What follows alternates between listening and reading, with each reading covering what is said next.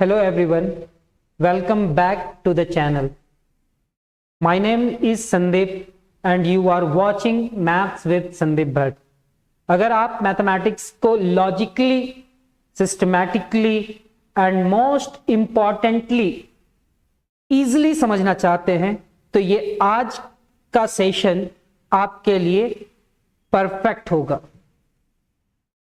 अक्सर student math से डरते हैं क्योंकि वो कॉन्सेप्ट को रटने की कोशिश करते हैं, but here we don't just solve question, we master the logic behind them. चाहे आप स्कूल या कॉलेज एग्जाम की तैयारी कर रहे हैं या किसी कॉम्पिटिटिव एग्जामिनेशन के एस्पिरेंट हो, मेरा सेशन है आपके मैथ्स के डर को कॉन्फिडेंस में बदलना। तो आज हम लोग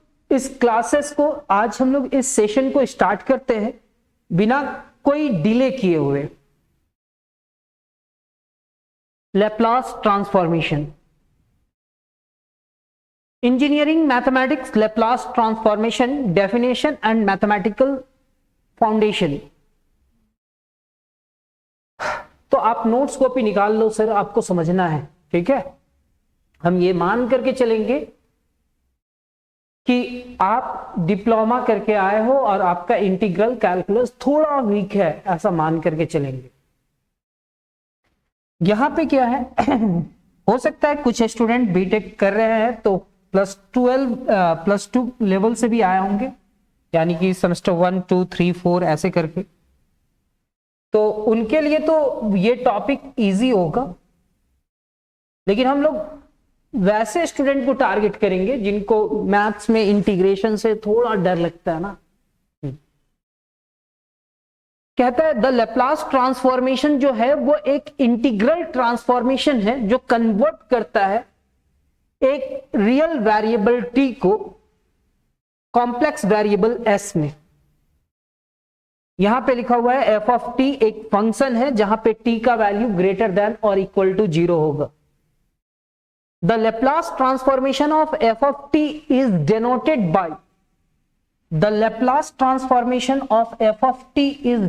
by यहां पे देखना आप लोग लिख रहे हैं, ये जो the Laplace transformation of f of t है इसको हम लोग कैसे दिखलाएंगे, यहां पे दिखलाएंगे L और ऐसे लिखेंगे f of t,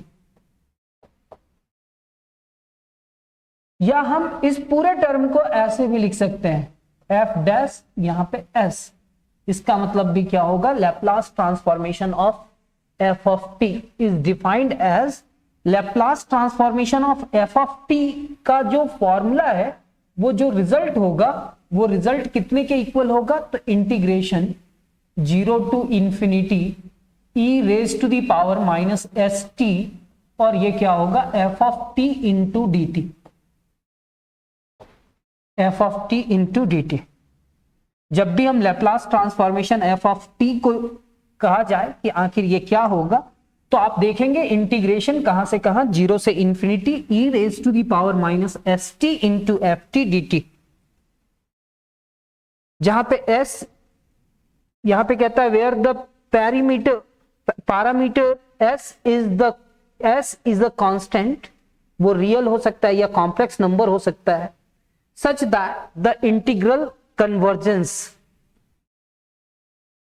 अब हम लोग को डेरिवेशन सीखना है सर। अब हमें ये जो डेफिनेशन देखे ना, इस डेफिनेशन से मेरे को कन्वर्ट करना है, इंटीग्रेशन सीखना है कि कोई भी फॉर्मूला का रिजल्ट वो क्यों आता है।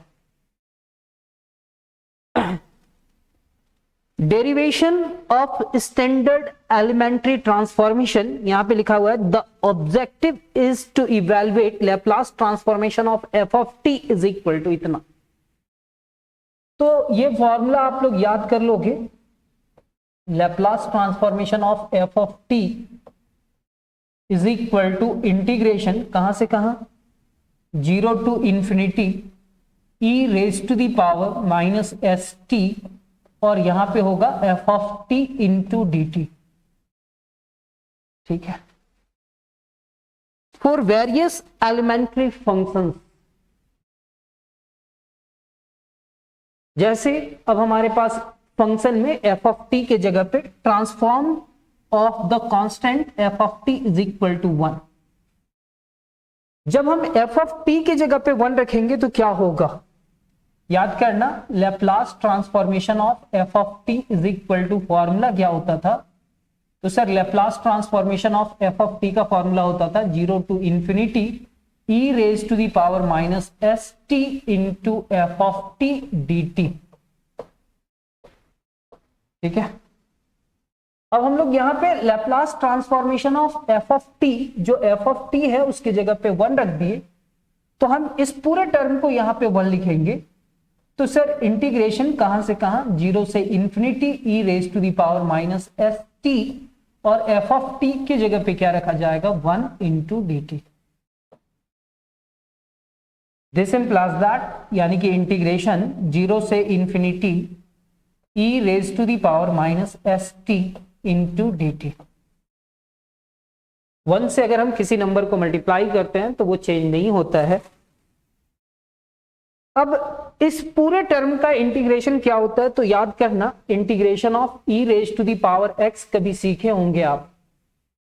तो e raise to the power x का integration e raise to the power x plus C होता था, लेकिन ये डेफिनेट इंटीग्रेशन है तो हम प्लस सी नहीं लिखेंगे। और अगर integration of e raise to the power ax into D X रहे तो इसका इंटीग्रेशन क्या होगा, e raise to the power ax, और x का कोफिशिएंट a है तो divided by a plus C होगा, यानी कि e raise to the power ax divided by a plus C होगा। सिमिलरली हम यहां पे भी वैसे ही करने वाले हैं। Sir e raise to the power minus S t है, तो e raise to the power minus S T, और एस टी के जगह पे क्या है, t का कोफिशिएंट क्या है, माइनस एस, तो यहां पे डिवाइडेड बाय माइनस एस होगा। कहां से कहां, 0 से इंफिनिटी।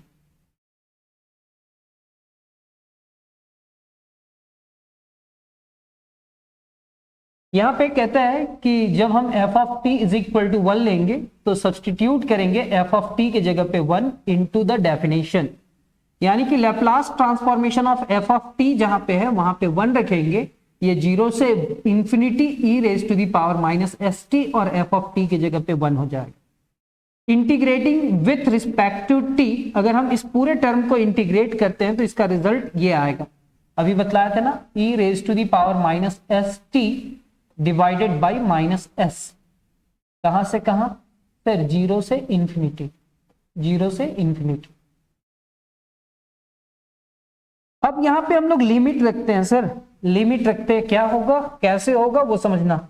यहां पे माइनस 1 बाई एस को आप बाहर कर दोगे, माइनस 1 बाई एस, और ये क्या हो जाएगा, e raise to the power minus S t. कहां से कहां से, 0 से इंफिनिटी,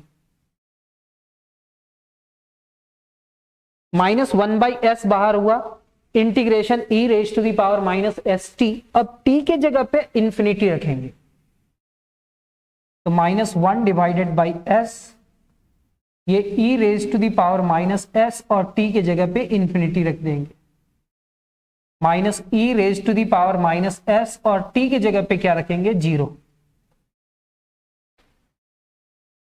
तो सर ये जो s है ना सर, ये जो s है ना सर, वो क्या होगा, एक नंबर है जो इंफिनिटी से मल्टीप्लाई करा तो e raise to the power minus infinity और e raise to the power 0। ठीक है, अब यहां पे आप याद कर लो कि अगर 1 divided by e raise to the power infinity होगा तो इसका रिजल्ट आप 0 लिखोगे। ऐसा आप याद कर लो कि 1 डिवाइडेड बाई इंफिनिटी रहा ना, अगर डिवाइडेड बाई में इंफिनिटी रहा तो रिजल्ट क्या लिखेंगे, 0 लिखेंगे। कैसे, तो सर 1 डिवाइडेड बाई 10 रहा ना तो ये 0.1 होगा, 1 डिवाइडेड बाई 1000 हुआ ना, चाहे 100 हुआ ना, 1000 हुआ तो 0.001 होगा। यानी कि जैसे जैसे नंबर बड़ा करेंगे वैसे वैसे वो नंबर और छोटा होते जाता है, और कुछ देर के बाद हम इस पूरे नंबर को क्या लिख सकते हैं, 0.00000000001 को हम लोग क्या लिख सकते हैं, 0 के अप्रोक्सीमेट में लिख सकते हैं। यस सर, तो यहां पे क्या होगा, minus 1 by s e raise to the power minus infinity को लिखेंगे 1 divided by E raise to the power infinity, और ई रेज टू दी पावर 0 का वैल्यू कितना होगा 1। सर हम इस पूरे टर्म को लिखेंगे -1 डिवाइडेड बाई एस, यहां पे 1 होगा, और ई raise to the power infinity को आप 0 लिखेंगे, ओहो इंफिनिटी लिखेंगे, और यहां पे -1। सर e का वैल्यू अप्रोक्सीमेट 2 पॉइंट समथिंग होता है, और 2 का पावर 1 लिखेंगे तो 2 होगा, 2 का पावर 2 लेंगे तो 4 होगा, 2 का पावर 3 लेंगे तो 8 होगा। यानी कि अगर e raise to the power infinity है तो एक रिजल्ट जो आएगा वो इंफिनिटी आएगा। अब यहां पे 1 डिवाइडेड बाई इंफिनिटी जो दिख रहा है ना आप लोग को, वो क्या लिखेंगे, -1 divided by S, 1 by infinity 0 हो जाएगा, और ये -1 होगा। यानी कि अब हम इस पूरे टर्म को लिख सकते हैं 1 डिवाइडेड बाई एस। क्या लिख सकते हैं, 1 divided by x.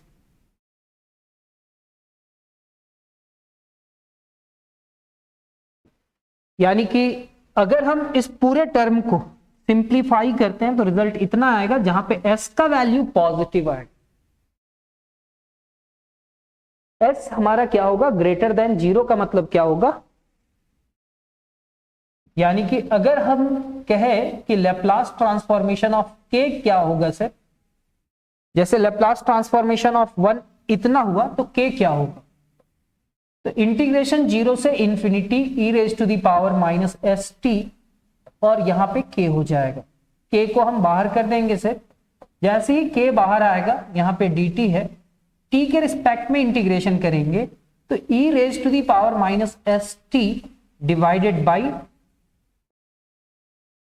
By minus S, क्योंकि टी के साथ क्या है एस, यहां पे क्या लिखेंगे 0 से इंफिनिटी, तो माइनस के डिवाइडेड बाई एस, और ई raise to the power minus S into infinity, ये E raise to the power minus infinity होगा, E raise to the power 0।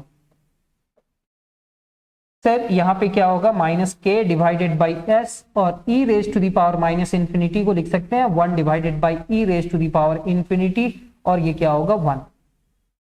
Sir E raise to the power infinity होगा, यानी कि 1 by infinity, यानी कि minus के divided by s, ये infinity 1 divided by infinity होगा, यहां पे -1 होगा, तो 1 बाई इंफिनिटी हमारा 0 हो जाएगा, मीन्स माइनस के डिवाइडेड बाई एस, यहां पे 0 -1, ये कितने के इक्वल हो जाएगा, plus k divided by s के इक्वल हो जाएगा, के डिवाइडेड बाई एस के इक्वल हो जाएगा। यस सर, यानी कि Laplace transformation of f of t का वैल्यू आ चुका। अब मेरे को Laplace transformation of t raise to the power n का फॉर्मूला लिखना है, और वो t raise to the power n का फॉर्मूला क्या होता है, तो sir t raise to the power N, जब भी Laplace transformation of t raise to the power n होगा तो ये factorial n divided by s raise to the power n plus 1 होता है। चलिए इसको भी समझते हैं। जैसे यहां पे लिखा हुआ है, मान लेते हैं इस n के जगह पे n का वैल्यू क्या है 1 है, तो लैप्लास ट्रांसफॉर्मेशन ऑफ t, यानी कि n के जगह पे 1 है, यानी कि t का पावर कितना हो जाएगा 1 हो जाएगा। और आप जानते हैं कि अगर लैप्लास ट्रांसफॉर्मेशन ऑफ t है, लैप्लास ट्रांसफॉर्मेशन ऑफ t है, तो इंटीग्रेशन कहां से कहां, 0 से infinity e raise to the power minus S T into f of t, और एफ ऑफ टी की जगह पे डी टी लिखेंगे। अब यहां पे एक इंटीग्रेशन बाय पार्ट का फॉर्मूला चलेगा, देखो यहां पे लिखा हुआ है ना, लेकिन applying integration by part u into v का फॉर्मूला चलेगा। किसका चलेगा, u इंटू वी का।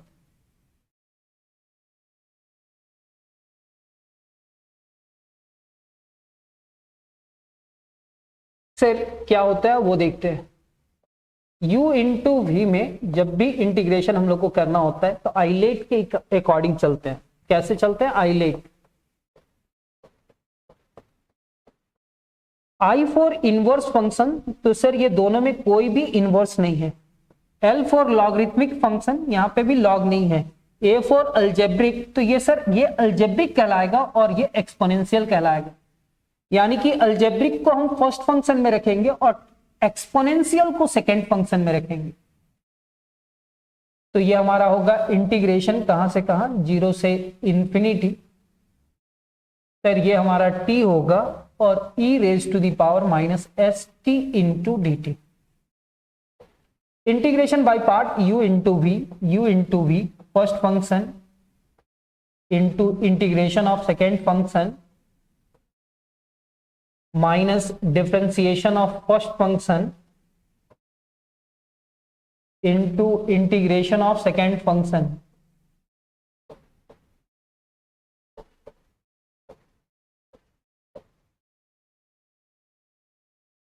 ये हमारा होगा first function e raise to the power minus S T का e raise to the power minus S T, और t का कोफिशिएंट माइनस s है तो यहां पे आप लिखोगे माइनस s।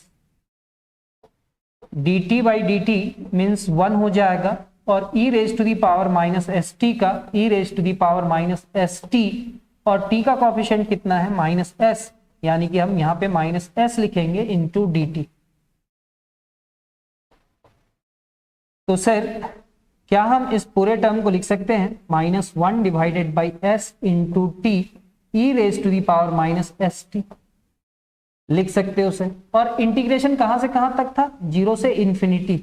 ये जो लिमिट है वो लिमिट किसके लिए है, तो सर ये लिमिट t के लिए है क्योंकि t के रिस्पेक्ट में हो रहा है।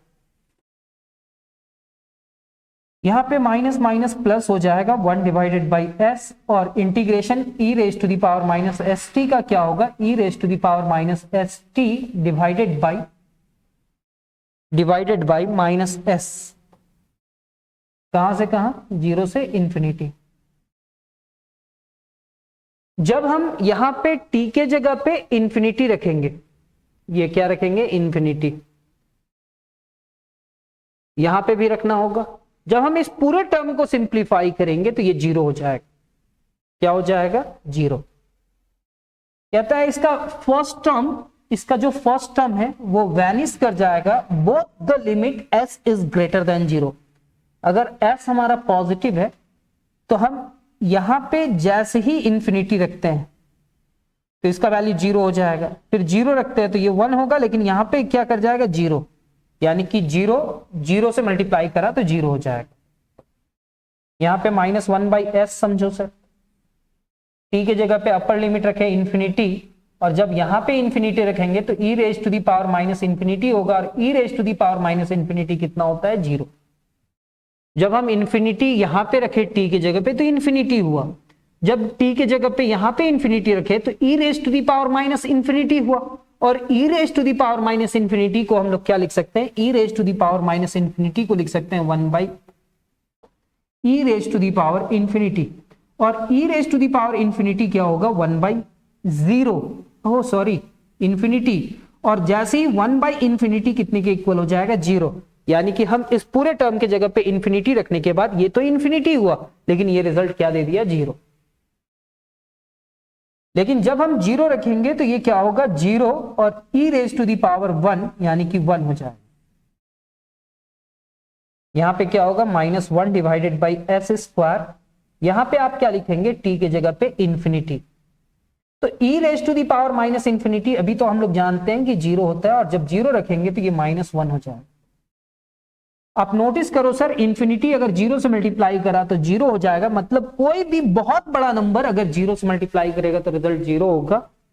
0 से 1 भी मल्टीप्लाई करा तो 0 हुआ, यानी कि ये पूरा टर्म 0 हो जाएगा। और यहां पे क्या हो जाएगा minus minus plus 1 by S square. अच्छा,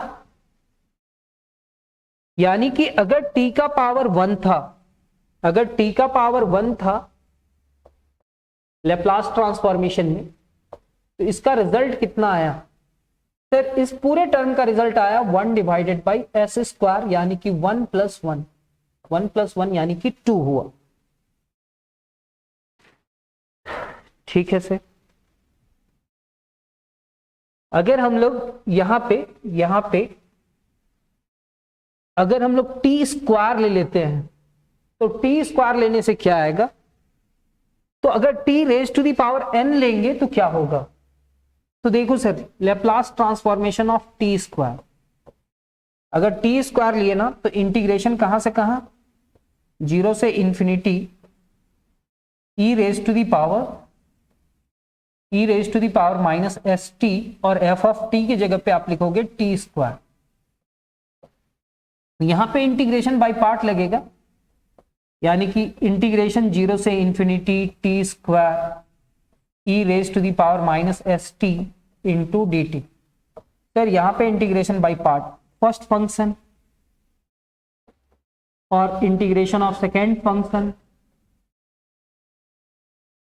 minus differentiation of first function into integration of second function e raise to the power minus S T into D T. थोड़ा सा प्रैक्टिस करेंगे ना तो आपको समझ में आएगा, और हम ये क्लास को बहुत लंबा नहीं लेकर के जाएंगे, ये फर्स्ट क्लास है, उसके बाद हम थोड़ा लंबा लेकर के जाएंगे, ठीक है, जिसमें हम आपको बहुत सारा कॉन्सेप्ट सिखाने का कोशिश करेंगे। ये लिमिट 0 से इंफिनिटी है सर, पहले इंटीग्रेट कर लेते हैं ना, फिर लगाएंगे लिमिट। तो यहाँ पे टी स्क्वायर है, E raise to the power minus S T का E raise to the power minus S T, और टी का कोएफिशिएंट माइनस एस है, तो यहाँ पे आप माइनस एस लिखोगे, कहां से कहां, 0 से इंफिनिटी चला जाए, 0 से इंफिनिटी।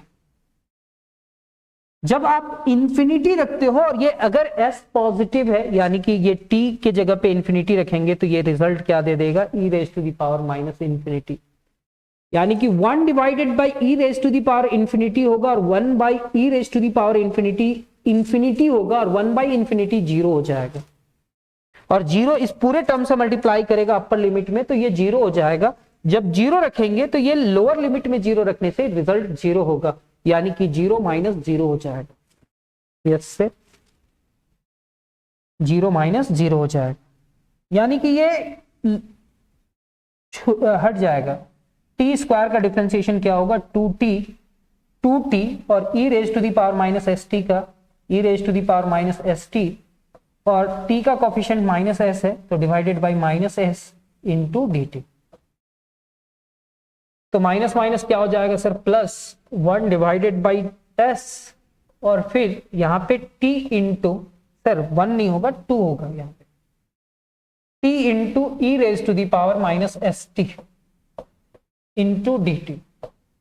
फिर से यहाँ पे इंटीग्रेशन बाई पार्ट लगेगा सर, इंटीग्रेशन बाई पार्ट लगेगा, और अभी हम लोग सॉल्व किए थे कि इसका रिजल्ट कितना आया था, इसका रिजल्ट आया था यहाँ पे 2 बाई एस आया।